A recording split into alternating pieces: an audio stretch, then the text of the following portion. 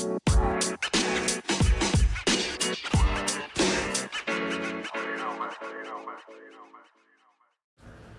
right, guys, welcome back to Theory and Theology podcast. Here we talk a lot about different theories, different things related to religion and spirituality, different cultures. Let us see if I can talk. First of all, I'm still testing positive for COVID. My voice is still not in top condition. I was just kind of yelling back and forth to my mom through the door about something with AAA with somebody else who's borrowing one of my parents' cars, old cars, that I had previously borrowed that I got a AAA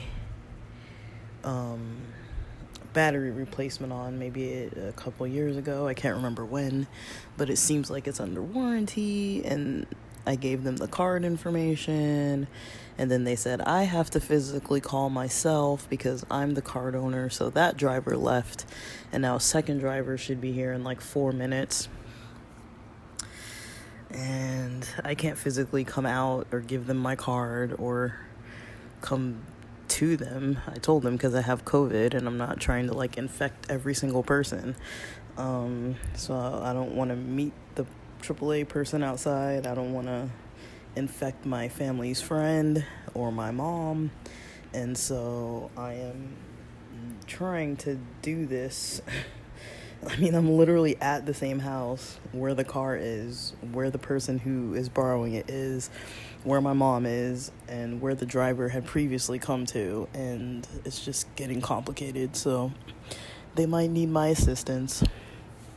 Let's hope not, but I think I explained it properly so that they can get another person. So anyways, today I was kind of studying like the oldest religions in the world because I was kind of interested in this idea that I came across where I was like, it's interesting how initial beliefs, like things that we get taught growing up, things that we get things that we first learn, how there's that kind of like bias there. Not to say that there's not faith, but I'm just saying, like, if I wasn't raised in the religion that I was raised in, would I be that religion ever? Would I have ever been that religion? Would I have ever followed anything in it? Would I have ever participated in anything with it? And would I have ever had interest in cultures that are, of similar beliefs, particularly thinking about Islam and thinking about Judaism, because they do have a lot of similarities in, beliefs in Abraham. A lot of things kind of originating early on around then, as one of the founders of all the religions, I guess overall, is I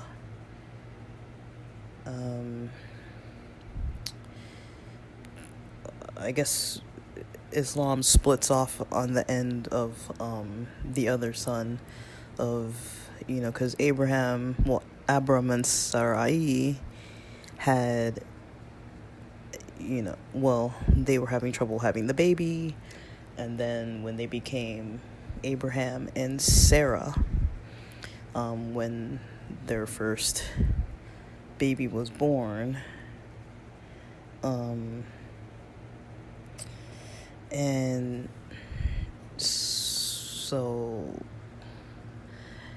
I guess the Muslim religion of Islam goes towards when Abram, before they had their first son, Abram had I don't know what the title would be, if it would be a servant or a slave girl or Sarai's servant or whatever. I don't know what the label would be, but they basically had another household person that traditionally would have potentially had a baby, did have a baby. I think her name was Hagar, and she had a baby. And so Islam goes by that son, saying he was a legitimate son, and so they go by his lineage. And Judaism goes by the son's lineage, that was the second son to that family, which was through who became Abraham and Sarah, because their names changed once they were having the baby. And so or maybe they were changed before.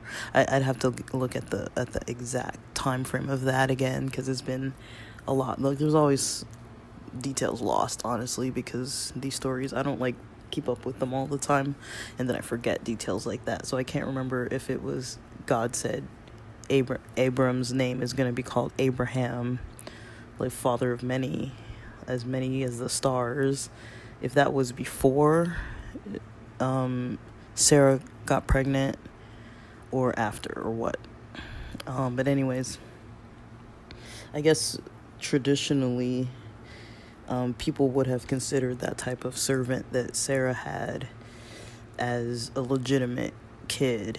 And so that's the argument that Islam makes, that technically in all other cultural aspects that would have been the legitimate firstborn child. And then in Judaism they say, well, that's not the blood relative. The firstborn blood relative was this other son. So I mean, that's already, I wasn't even trying to talk about that. Basically, I was, the main thing I was kind of wanting to talk about was, this topic that, when I was studying about old religions, one source I came across, it wasn't a lot of sources, but one source I came across was that, Judaism is the second oldest religion. And, Christian religion comes, people practicing Christianity, they say 300 AD, but 300 AD, assuming that, the birth of Jesus was around 180 or so, or 30 AD or something around then.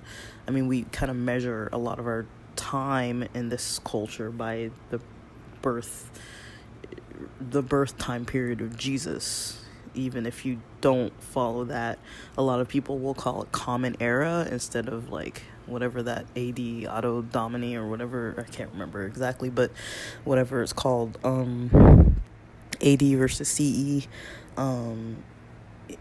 People might not say AD, they might say CE, but they still use the same year mark for that, pretty much the same time period. And so they were saying in that source that the year 300 is when Christianity started being, practiced. But before that, Christianity did exist. It just basically was a different form of Judaism, an offshoot of Judaism that wasn't considered Judaism. It was considered almost like a cult, or considered almost like a different type of thing. It would almost be how there's, what are they called? Not atheists, but agnostic people. Someone who's agnostic doesn't really have, they usually aren't formally practicing of a religion, but they're not opposed fully to religion or the idea of God. And they're just kind of somewhere in between. I mean, that might not be the same thing, but it would be almost like someone who kind of has a different version of a religion, some similarities, a lot of traditions, a lot of that, but then mixed in with a lot of other traditions, because not every Christian, the early Christians weren't all Jews. some of them were other religions, and then they converted to Christianity. And the way they converted they weren't necessarily doing the same things that the Jews were doing. They weren't following the Jewish traditions. So you had different forms of Christians before 300 AD. And then before that, you had Judaism that was, they said, from like 4,000, from 4,000 BC, which is about 6,000 years ago, right? Am I doing that math right? Yeah, about 6,000 years ago. And then they say that Hinduism was even before that. Some people say that Hinduism was practiced 90,000 years ago. Now, there is a theory on the planet that humans didn't really exist 90,000 years ago, that humans were on Earth nearly around 6,000 or so years. Like, the Earth isn't even, like, maybe the Earth is that old, but that humans weren't necessarily there until around 6,000 years ago. And none of us were there 6,000 years ago or 90,000 years ago. So at least I wasn't. And if I was, I don't remember it. So there's that issue. But I mean, I really wanted to, I went from that concept to kind of thinking about, like, what is it that, things in Judaism that, just didn't transfer into Christianity. And one thing that I always found fascinating, it's just one of the many things, but one thing that I definitely found fascinating was what's called Taamim, which are these cantillation marks. Now, it's hard to explain without physically writing it down. But what a cantillation mark is it's a note. It's like a marking. So most people know, the Hebrew Bible, the Old Testament, the Torah specifically is, Taamim is in, I think it's in all of the Old Testament, but specifically when you talk about the Torah, the first 5 books of the Bible, there's what is called Taamim, which are these cantillation marks. Taamim, I don't know how to say it. Taami or Taame, I don't know. I don't know the singular, but Taamim is like cantillations.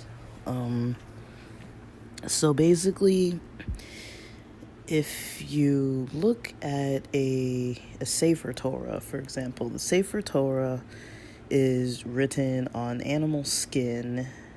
It's got this whole kosher process to it, and it's not divided up by words and paragraphs all nicely and neatly. It's just like a scroll that is just written out, right? So you have a scroll written out with all these words of the Torah, different Torah scrolls for each book of the Torah. I could be wrong. I don't know if the Sefer Torah is just one big scroll or if they have 5 separate scrolls. I'm gonna have to look that up, but Google it, you'll find the answer. But yeah, so there's the scroll, and then you kind of scroll with the handles. You move to the place that you want to start reading at. A lot of times they don't touch it with their hands. You'll see people use what's called a yad, which means hand, but it's not really your hand. It's like a pointing little, sometimes like a silver or wooden type of a stick that people use to point while they're, you know, either chanting with the cantillation marks or the cantillation sounds, or reading from the Torah. People don't usually read with their finger like that, because it messes up the lettering. There's a whole process. These things are super expensive. So basically, you have this scroll that's not divided up, and if you're very, familiar with it, you know where to find what you're looking for. If you're not very familiar with it, it gets a little complex. We are lucky that we have books that you can flip the pages easily, and you don't have to keep scrolling and rolling different things to different passages to like read through it, and you can basically flip around to whatever page number to get where you're trying to go. We have a lot of headings. I mean, these Torah scrolls don't have any of that headings. They don't have like different table of contents or anything. You're just like, you start and it's just there. And so basically, when you look at a Torah in a book, it looks differently. Usually it's broken up by books of the Bible themselves: Genesis, Exodus, Leviticus, Numbers, Deuteronomy. And then if it's alright, well, I'm gonna assume I'm still kind of recording here. I got interrupted by the tow truck situation, as I mentioned, and I don't know how to edit on here, so I don't think it really impacted me. I don't know what I was saying. Something about the Torah scrolls. So anyways, so basically, if you're looking at the Torah in a book, if it has the Hebrew, usually you're going to be reading it right to left. Usually the Hebrew is going to be on the right side of the page, reading right to left. The binding of the book is going to be on the right side. That's true for a lot of brands. Art Scroll. I think Koren Sachs is different. I think they still have the binding on the right, but instead of the Hebrew on the right side of the page, the Hebrew is on the left side of the page. I could be mistaken. That's not ultra important, but usually that's what you'll see. And then Hebrew originally, when it's written, doesn't have the vowel sounds. Now, Hebrew does have vowels, but the majority of the letters that are written, I think there are 22 letters in the alphabet, or they call it the alphabet, and it's 22 letters that aren't considered vowels. There are some, like Yod, which can be like a Y, or an I, or an IE, or an EE kind of sound. There's Aleph, which is like an A or an E sound.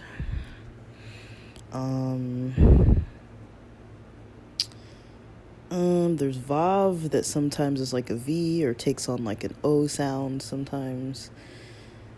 I don't know if there are any others, but basically those are off the top of my head. And then basically you have just the letters, right? I've never seen a Torah in a book form that's written without the spaces between the letters or anything, between the words.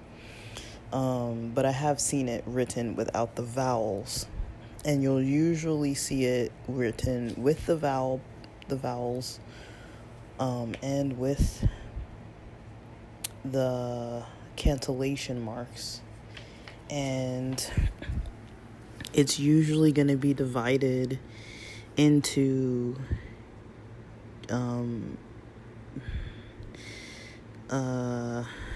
there's usually like markings that tell you like what the chapter number is in Hebrew, what the verse number is in Hebrew, and there might be some markings on the side that say like the portion. So is it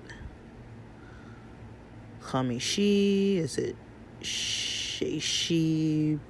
Like 5, 6, like what portion of the week is it? For the Torah portion called the Parsha, it's split up like that. Usually those are common things you'll probably see. So a lot of times when you open up, even if you go to like Barnes and Noble or the library or whatever and just look in a written Torah book, you'll see all these markings. Usually you're going to see the Hebrew and the English, or you can get it with only the Hebrew that still has the cantillation markings and the vowel markings, or you can get it with only the Hebrew with none. And sometimes you'll see I don't know, if you have Tanakh is the Torah, the Ketuvim, which is the writings, and the Nevi'im, which is I guess I said that backwards. The Nevi'im, which is the prophets, and the Ketuvim, which is the writings. So T, N, and K, Tanakh. A Torah is only going to be the first 5 books, and a Tanakh is going to be all of the Old Testament. And then a Chumash is going to be the Parsha readings of all of the Torah with the Old Testament writings. And I don't know, does it have the whole Old Testament, or is it only... Because there's something called the Torah portion, and then there's the Haftarah portion. The Haftarah portion, it sounds like it's saying the word half Torah. That's not what it is. It's not the same. That's just my pronunciation. It doesn't mean half Torah, but the way people pronounce it sounds like half Torah. It's half Torah or half Torah, but it's not the Torah itself. And so it's just the other readings that are parts of the daily Parsha that you would read. So, for example, after the Jewish New Year, the Torah portions start over again from what's called Parshas Bereshis, which is from the first book of the Bible. Bereshis or Bereshit, depending how you pronounce the T sound. Some people pronounce it as an S, some people pronounce it as a T, but it's a certain letter that's a T sound. Hebrew has a tet and another T sound. This T sound, a lot of people pronounce it as an S. I never understood that. I heard it explained once that males pronounce it as an S. Like a tough, it's called a tough versus a suf, which is an S sound. And that males pronounce it with that traditionally. And then I've heard it said otherwise, that it's maybe like an Ashkenazi thing, or like a different sects of Judaism pronounce it that way versus another way. So sometimes when it's transliterated into English, you see things that would end with a T, they write them out with an S at the end. So where it says Parshas Bereshis, people would say Parshat Bereshit. Same thing. It's a transliteration of the T being written as an S. So that first portion is divided into 7 days of the week. That's the first portion of the Bible. Let me see where it actually ends. I'm flipping through. The next one after Bereshis is Noach, for Noah.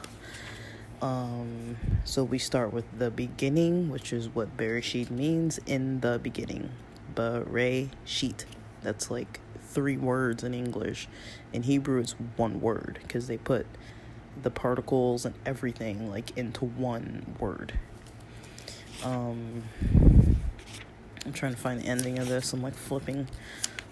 So Genesis 1:1 through, oh my gosh, I'm trying to like read this with like all these different languages going on. 1:1 through 6:8. 1:1 through 6:8 is Parshas Bereshis, and that's divided into 7 different portions. The portions tend to be of different sizes. We're not really going to go into that, but basically you have the Old Testament starting that way. It's divided up into 7 sections. In the Chumash, you have the Rashi and the Rambam, which are the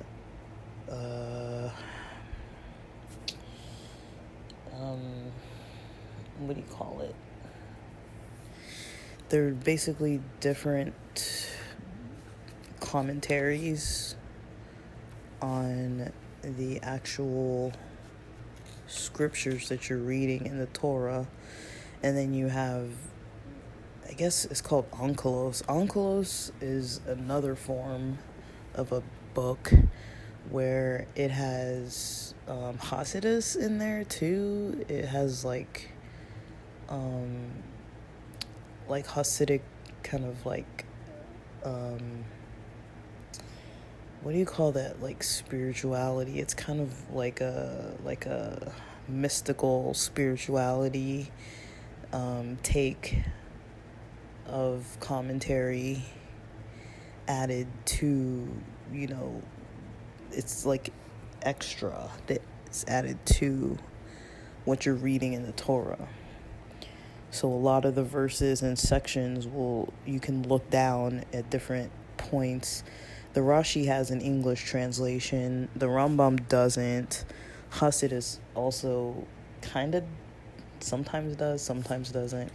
I've noticed some things, like, this is a little off point, but some things like the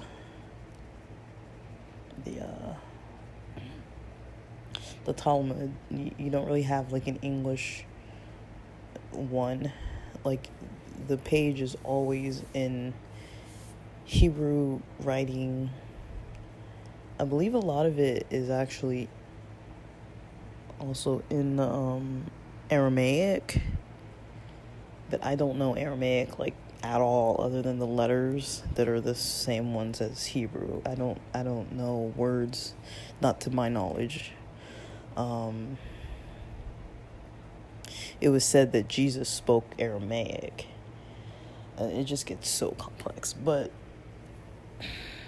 yeah, so when you look at the beginning of the very start of the Bible, I mean, that's the easiest place to start, because like everybody mostly knows the very, very start of it, where it's like, in the beginning, God created the heavens and the earth. That's the very first verse of the Bible.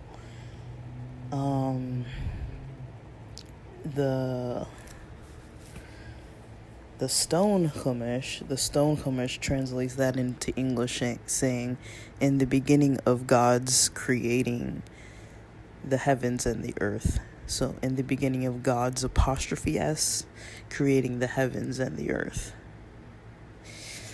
And then there's the Hebrew of that.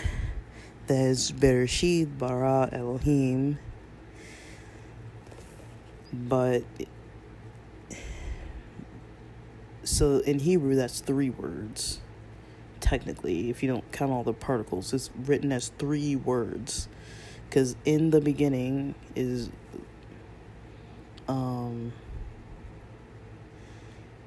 Bereshit. Bara is like beginning. That in the beginning is Bereshit.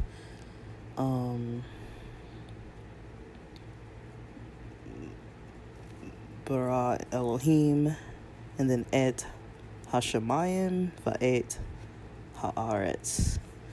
So that's the very first sentence that you have.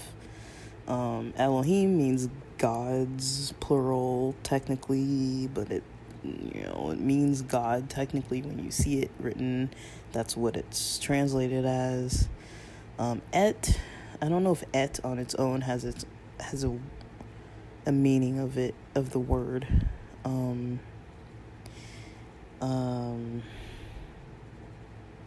Hashemayim means heavens, the heavens. Ha is the, Shemayim is heavens.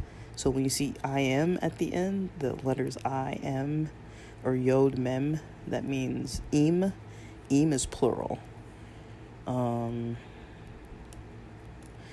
then Va'et Ha'aretz. Aretz is earth or land. Ha'aretz is the earth. So you can read it, and then it has cantillation marks that show you how you can read it in addition to the vowels that are written.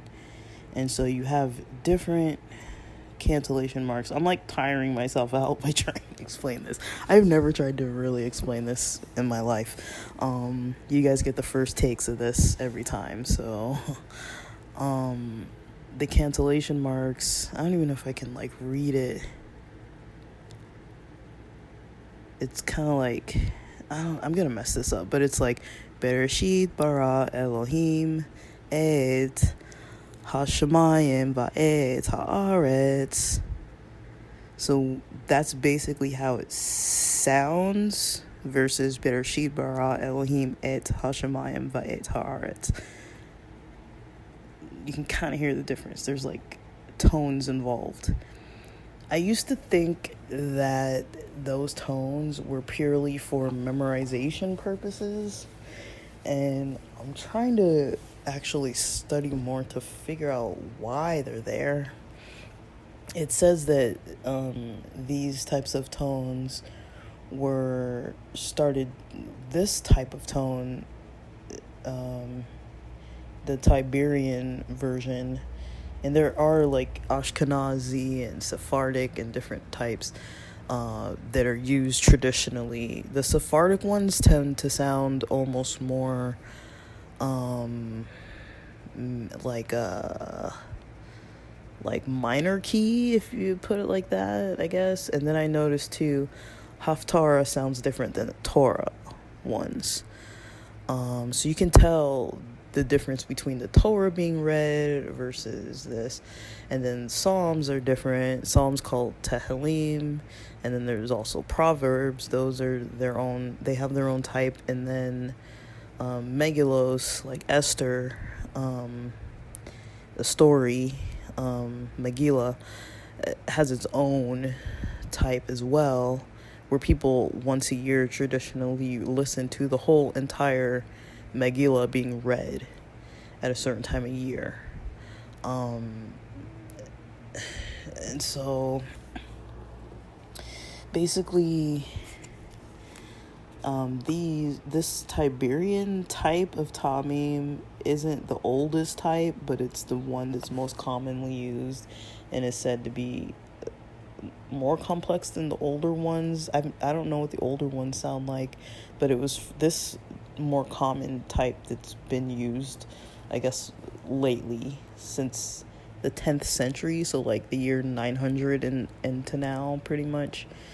There were types used before that.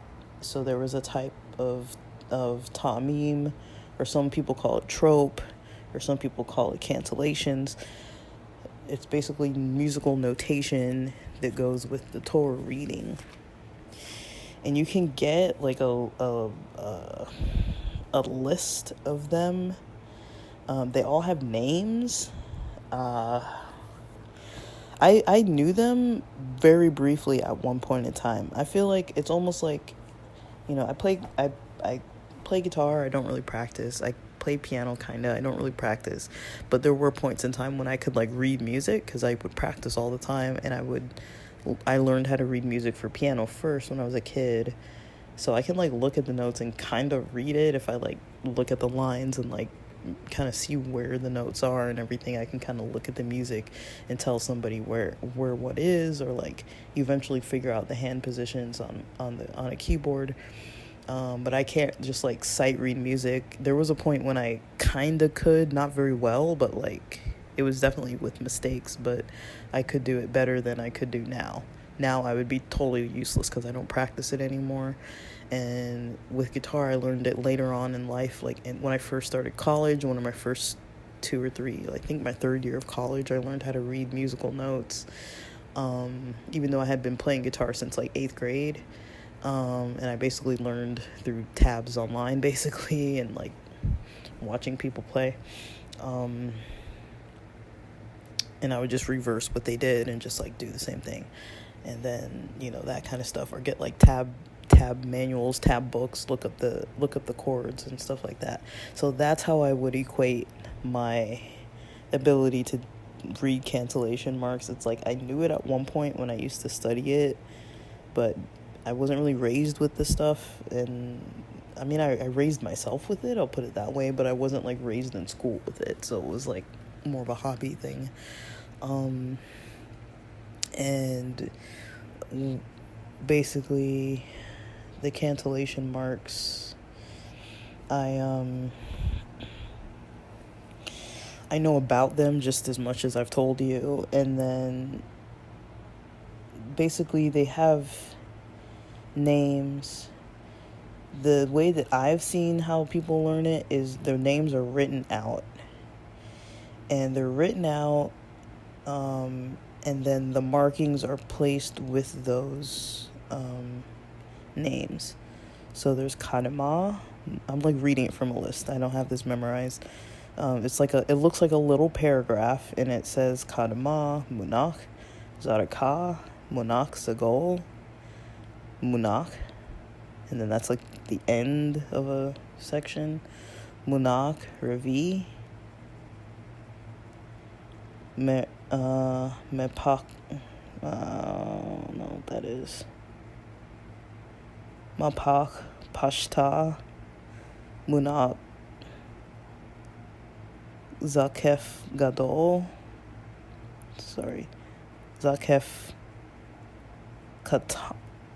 That's not Gadol. That's Zakef Katan. And then there's Zakef Gadol. And the way so these have the vowels with them.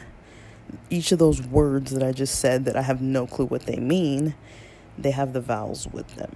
And then they each have a mark that's not a vowel, that is the mark that represents that note. So I know the very beginning of it, but I don't really know the rest of it too much. I'd have to like listen to it because I haven't heard it recently. But it would be like Kadama, Munag, Zarka, Munag, Sagol, Munag. I'm not going to do any more. You can tell I'm nasally and I already have bad tonation anyways, but that's as much. I think that's good enough. I'm not going to do it anymore.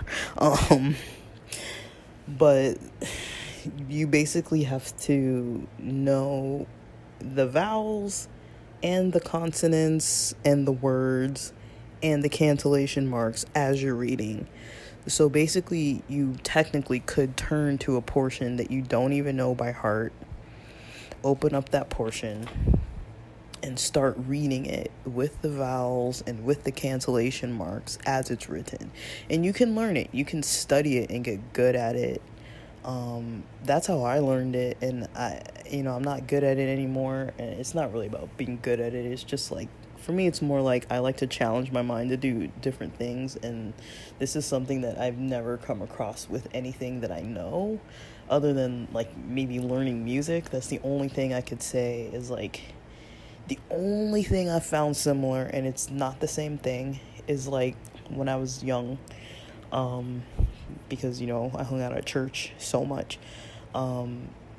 We used to sometimes, depending on the service or the day or the time period or whatever, or the church we were actually at, me and my friends would, they would say, turn in your hymnal to like page whatever the heck for whatever song you're gonna sing for that service, like at that time.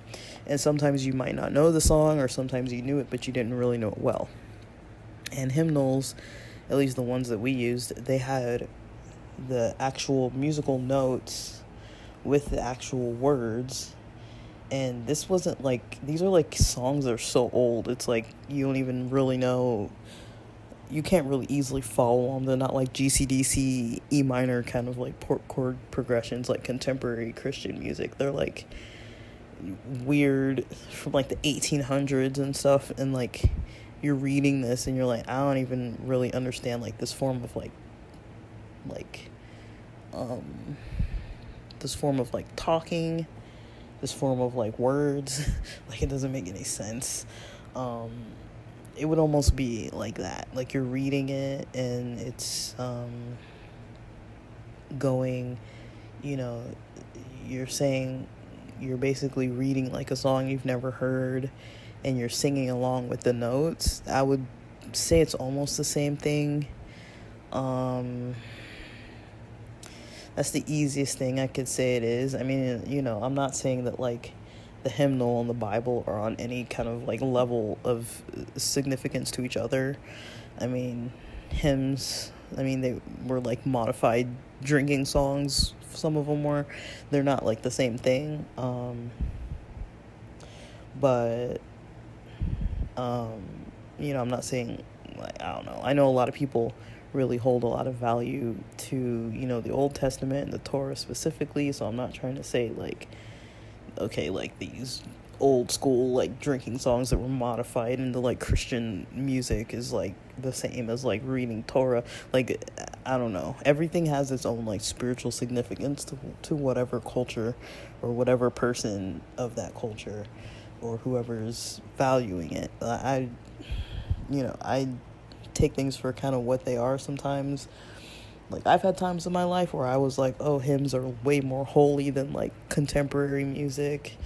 And then when I learned more about them, I was like, wait, you know, because we were always taught that like hymns were like significantly more advanced and like holier than like the music that we have nowadays that's like so close to secular music that it's like almost evil. And then it's like you find out that like they were modifying these bar songs and like old like Irish and like these tunes that were like familiar in communities to kind of get people to kind of sing about Jesus and stuff.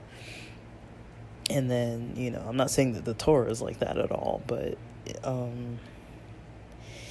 you know, it's just an interesting kind of concept. But I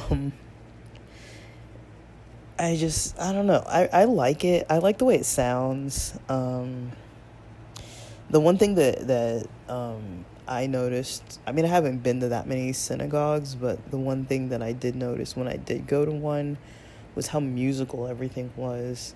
It was like they sang the music and they had like a cantor that has, usually they have very beautiful voices. They're like professionally, you know, spiritual singers that have like this knowledge of like these ancient, you know, songs from generations that, you know, they're just very like nice sounding. It doesn't sound like anything I've heard in like American, you know, Western, you know, modern day culture. Like, you can tell it's like old, and it's just nice to be in a, like when you're in a service and there's so much musical, you know, there's music everywhere.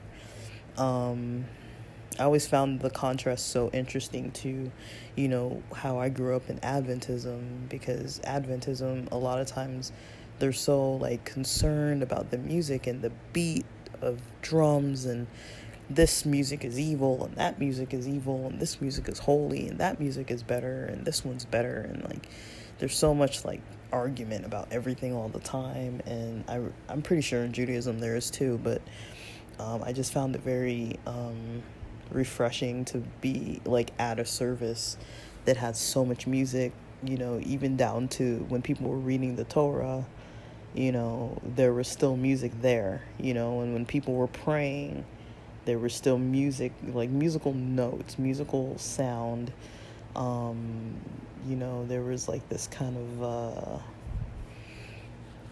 of I'm really tired and exhausted, and that's why my brain is so slow right now, guys. But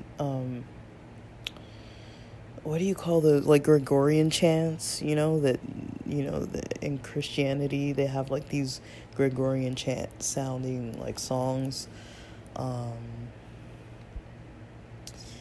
and they're really like nice sounding when you have like those echoing buildings, and like they're beautiful sounding. A lot of songs that like you'll hear cantors singing aren't too far off from that kind of sound.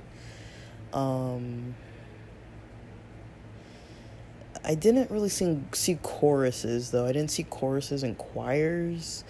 It was more so like a single person singing and a congregation singing, or a single person chanting from the Torah or the Haftarah, or some person praying. Like there was a lot of involvement. Like different people were coming up reading different parts of the scripture like that.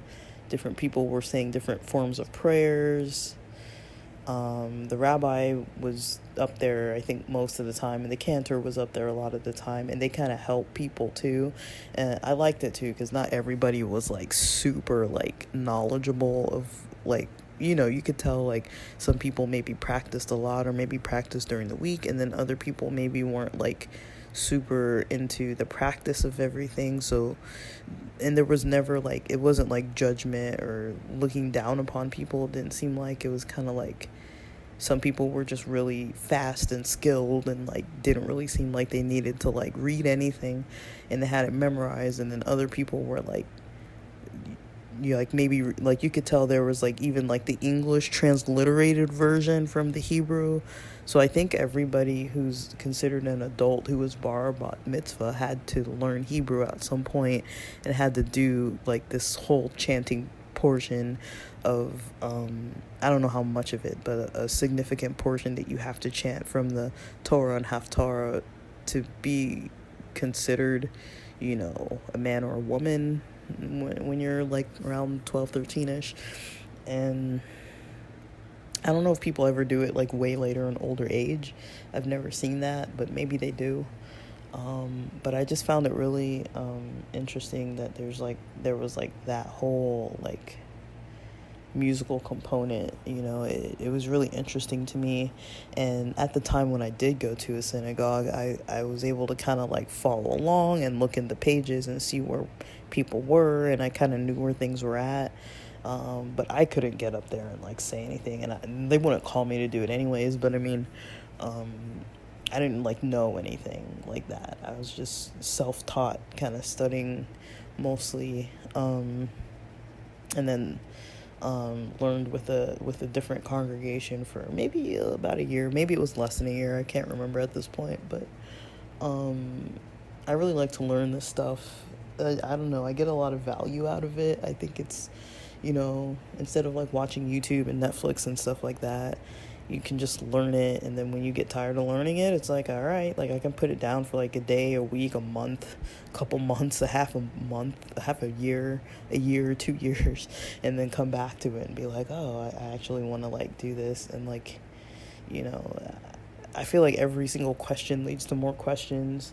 There are no real answers to anything. And so, I guess answers are what we make them, right? But I kind of like it just because it's like there's so many layers that you can learn, where it's like sometimes you're not even learning the Bible, you're just learning like cantillation sounds, or like you're learning how to read certain stuff, or you're learning like the history of something. Like sometimes it's not even like a spiritual thing or a religious thing, you're just like learning it because it's like the history behind it and like all that kind of stuff. It really appeals to me because there's so much depth to like a lot of it, and because the religion I was raised with came from this religion ultimately. I mean, a lot of people who believe in Jesus, it's like, well, Jesus was Jewish, and so who knows what he was doing, how his Judaism looked in comparison to modern day Judaism. But I do find it fascinating, if it is like one of the oldest religions 6,000 or so years old, that, you know, there's still stuff like this, that's the writings and all these types of things that are, that people know, like, for thousands of years, people have been, like, reading this stuff like this or memorizing it, and it's just kind of interesting because a lot of this stuff, you know, I try to stay connected with, like, really old ancient things, just because I feel like our society nowadays, it just moves so fast. Like, literally, I've been sick with COVID, and I literally thought today was the 25th, and I was like, why am I seeing all these, like, messages and things about, like, the 26th? I kept saying, like, emails and stuff, and I'm just like, the 26th? And I'm like, oh shoot, it's the 26th. You know, it's like, I literally didn't even know what day it was, even though I totally thought I knew what day it was half of the morning this morning. And so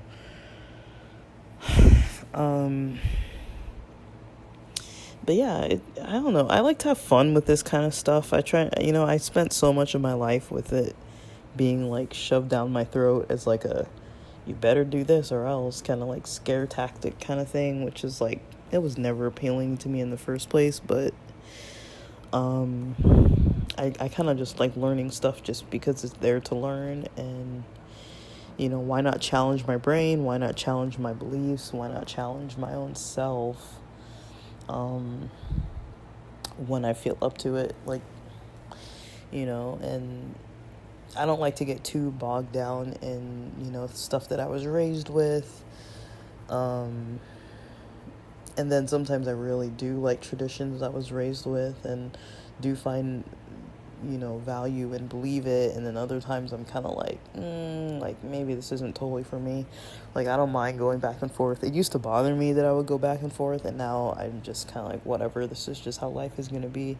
Like, I'm always going to be challenging stuff, and I don't think that it makes me any better or worse of a person. I think it helps. You know, I try to keep my mind expanding. It's hard, honestly. I'd say it makes life a little complicated. It is actually easier to settle into one thing and just stick with it and just be like, everything else is wrong. This one path thing is right, and I'm only gonna do this, and everything else can just, like, stay away, you know. Like, I don't know, I like new things. I like my brain to think in new ways. I like to kind of review old stuff that I knew, and I'm like, oh, I don't remember this anymore. I like that. And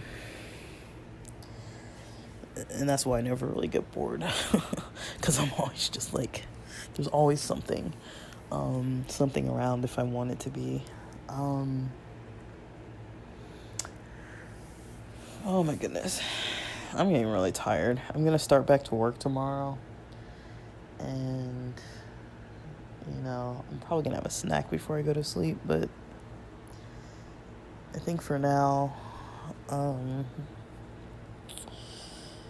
trying to think if there's more I needed to add. I think that's all I really had to say about all of this. Do your due diligence, you know, don't take every single thing I say as complete fact. A lot of things, I look them up and I read about them and I study about them, and then I kind of try to paraphrase or explain what I think I learned. I know I make mistakes in things when I'm talking about them. I try to be as accurate as possible, and in the places where I'm not as maybe sure about things, I usually try to, like, mention that. But there's a lot of stuff that I might have been, like, totally wrong on. A lot of it's going by memory, and when it comes to, like, such complex things that I wasn't even, like, fully raised in, even though I've been doing this stuff since I was, like, young,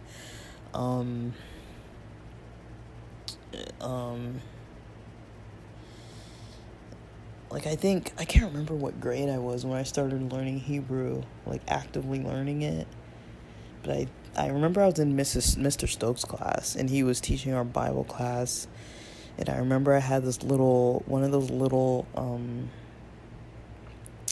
those little New Testament Bibles that has the John 3:16 in the front cover, in like so many different languages. And I had learned the Hebrew letters. And I remember being in that class in the front row, and my friend Johan was in the class, and he was giving a presentation.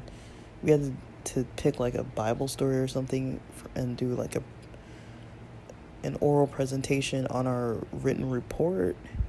And he did his on something about Moses, or maybe I did, I can't remember. And I remember sitting next to my friend Michael and looking at that little John 3:16 thing and showing him the letters in Hebrew.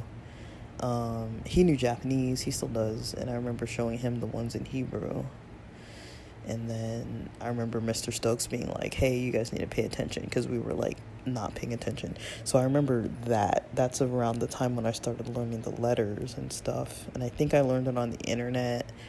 I started studying off of Beverly Hills Chabad website. I think it was near the time one of the Rebbes passed away, because they had that song that the kids wrote.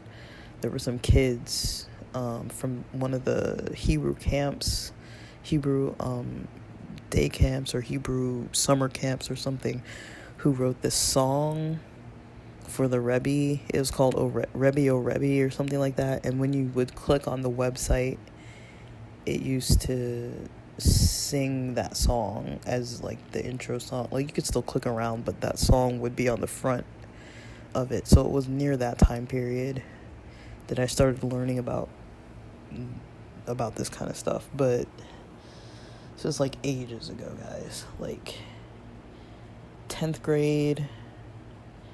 I was probably in like 10th grade. I was either in 10th grade or I was in 8th grade. I want to say 10th. Because I don't think I knew Johan that long. I don't think he was there when I was in 8th grade. I don't think. But anyways. Alright. Let me stop. Alright. Thanks for listening.